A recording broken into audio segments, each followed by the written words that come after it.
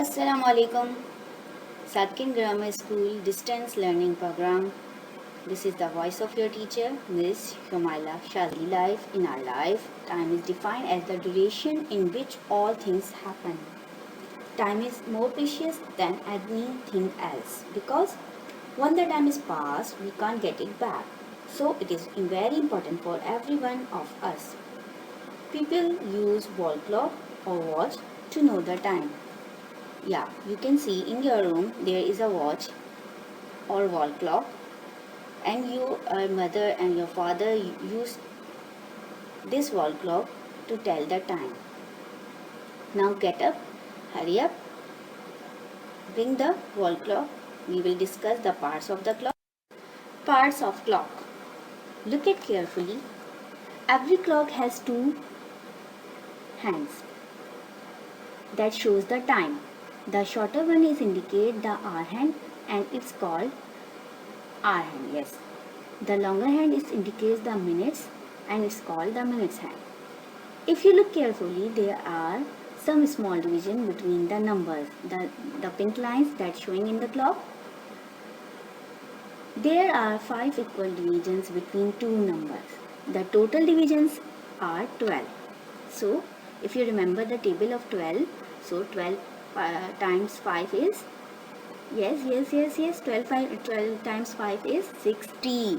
So, 1 hour is equal to 60 minutes and 1 minute is equal to 60 seconds, and the picture that is showing in front of you is the face of a clock. It's called dial. The face of the clock is called dial. Minutes in the clock. How many minutes are in the clock? There are 60 minutes. So, what number showing you the what time? Let's start with the 1.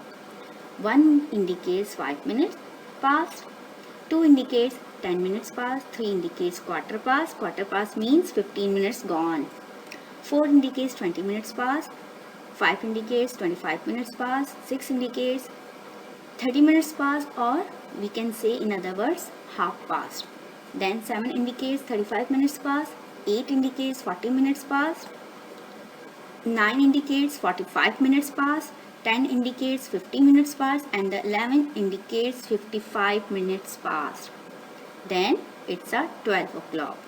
These are the minutes that we use to tell the time. Now let's discuss quarter past and half past. Okay beta, we already discussed the quarter past, half past and quarter to, but once again we are discussing it again for your revision. The clock can be divided into 4 equal parts. I told you before that the clock is divided into 4 equal parts. You have already learned that when something is divided into 4 equal parts, each is called a quarter. When something is divided into 4 equal parts, each part is called a quarter. On the clock, 12 to 3 is 1 quarter. 12 to 3 is 1 quarter, first one. Then 3 to 6 is second quarter. Then 6 to 9 is third.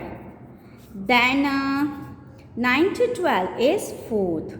So, is the last quarter, we can say that, and it's a fourth quarter. So, anything that divided into 4 equal parts, so each part is called the quarter. Now, let's discuss the quarter past. Look at in this book.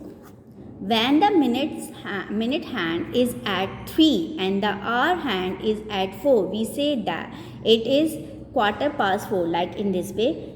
Hour hand is on 4 and minutes hand is on 3. So it is called quarter past 4, or in other words we can say that 15 minutes past 4. Now the next one. Next, when the minute hand is at 6 and the hour hand is between 4 and 5. Minutes hand is on 6 and hour hand is between in these two, 4 and 5. We say it half past 4. Half past 4. It's the hour hand is not totally on the 4. It's between the 4 and 5. So we can say that half past 4. Lastly, when the minute hand is at 9 and the hour hand is closer to 5, okay, we say it is quarter to 5. Now here, look at over here, minutes hand is on 9, but here is in between of 4 and 5. Now here you can check that the hour hand is closer to 5.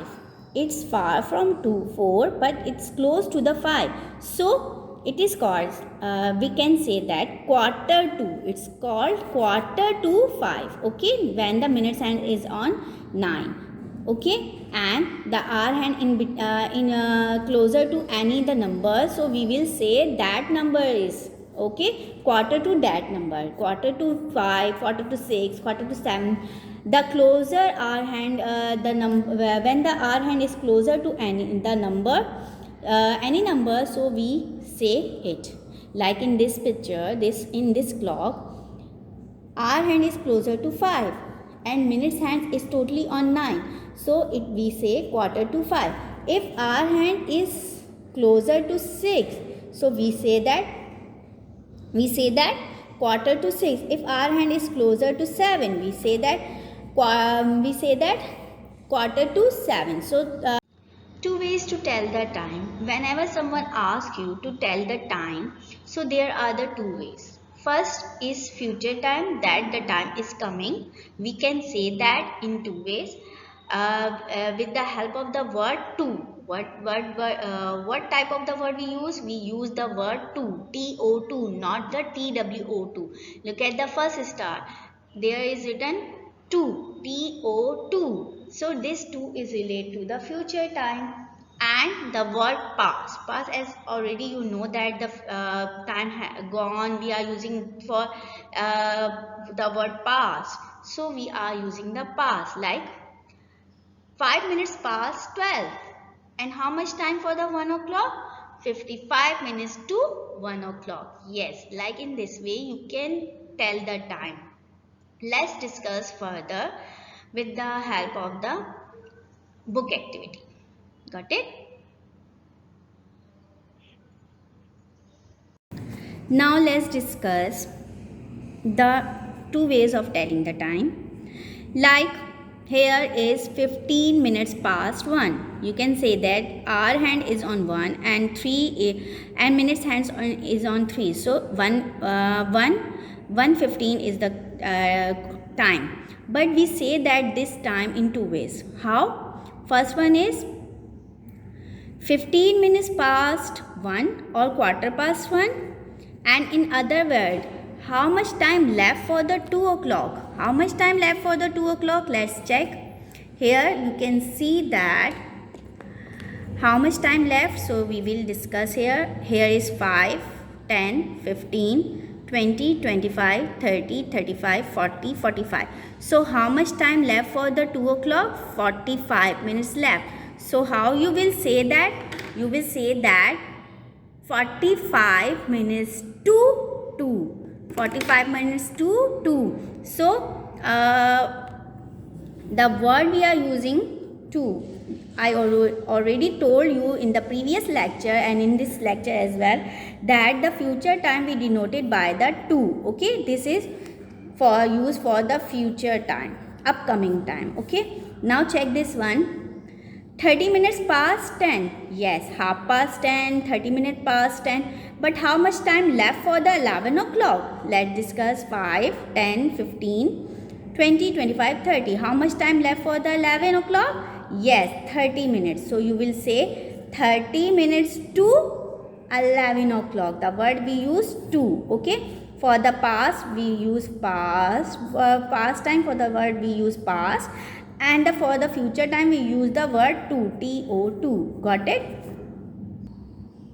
Now, bache, let's discuss this exercise number 5, page number 140. Find out the months in which all the students in your class were born. Using the information, make a bar graph on this graph. Okay, what you have to do, you will make a bar graph. How many students are born in month of Jan? How many students are born on Feb, March, April, May, June, July, August, September, October, November and December. This is the complete year. And we have to do this exercise in the class, but unfortunately the schools are closed. So now I am just assuming here that how many students are born in the month of Jan and Feb. So it's just is assumption. Okay, so I am going to tell you how you can solve this exercise. Like January, in January month the date is first, so first one student is born on 5th of Jan, someone is born 8th of Jan, someone is born 15th of Jan. So you can color it. Okay, now the next one, Fab, someone is born on 3rd of Jan. It's just a assumption. Okay, it's just a assumption. 21st 21 2 and 24 and on 27. Okay, now March. In March, let's assume there is no one born in the month of March. Okay, now month of April. In April there is first one student is born in 29th of April, one student is born on 19th, someone is born on 12th, someone is born on 7, 6. Okay, it's just a assumption. It's all about the assumption. Okay beta, through this way I just color these boxes accounting to the dates and the months. It's just my assumption. We have to do this exercise in the class, but unfortunately we can't do it. So now let's discuss the questions. Which month has the maximum number of birthdays? Now look at over here. How many birthdays in the month of Jan? 1, 2, 3, 4. 4. So no 1, 2, 3, 4. 1, 2, 3, 4. 1, 2, 3, 4, 5, 6, 7. In the month of June there is the 7 birthdays. So here we will write the month of June. Which month has the minimum number of birthdays? Okay, let's check which month have a minimum month of birthdays. There is a May. In May we have only one birthday, so I will write over here May. Is there a month in which no one is in your class is born? If so, which month is that? So we assume that in March there is no birthday, so I will write over here March. Are there 2 or more months with the same number of birthdays? If so, which are the months? Okay, same number of birthdays. January have 4, February have 4, April have 4, and October no, September yes, and August. So January, February, August and September. So I will write January, Feb. Okay, you will write the complete spelling, September and August. Okay, here in which month were you born? In which month you were born? You were born in which month? You will write there is your month of birthday. Okay, how many more of your friends are born in this month? Like if you are born in January, so in January how one is born you and other 1, 2, 3, 3 more born. So you will write over here 3. Okay, according to your month. Which date has the maximum number of birthdays? Which date? Now check the dates.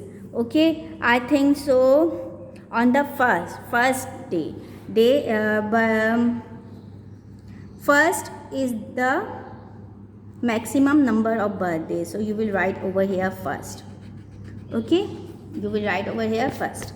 Here, which date has the minimum number of birthdays? Which date have the minimum number of birthdays? So let's check which date. I think so it's 11th. So I will write over here 11th. Okay, how many students are born in January? 1, 2, 3, 4. 4. Okay, so through this way you can solve this whole exercise with the help of these that I make it on my assumption. You can color it according to your assumptions. Okay, and solve this question. This is your home assignment as well. Got it? Home assignment, do exercise number 5 on page number 140 in book. Yes बच्चे, this is your home assignment. You have to complete this page in your book. Now it's time to say Allah Hafiz. Take care of yourself.